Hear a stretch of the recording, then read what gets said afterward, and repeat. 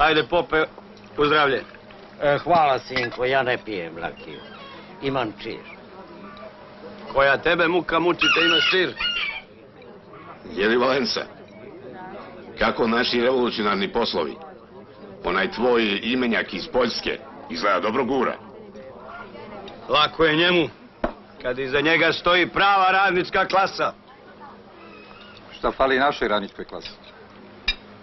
Fali joj mnogo. Sve jajare. Ovaj narod u svojoj istoriji nijedan posao nije mogao da završi. Zbog jajara i prodanih duša.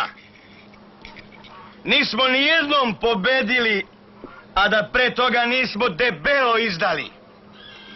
Sami sebe, naravno. Na svaku pobedu imamo 2 poraza. Na svakog junaka buļuk izdajnika. A posle nam neko kriv, jeli? A za malo vlasti i za malo čara spremni smo da izdamo sve.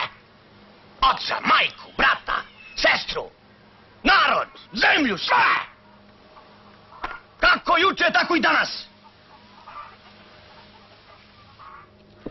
Jel sam u pravu, Sretene Pavloviću?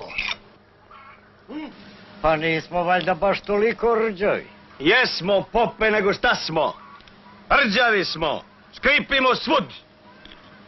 Više nam nijedno podmazivanje ne pomaže. Moramo da se menjamo celi.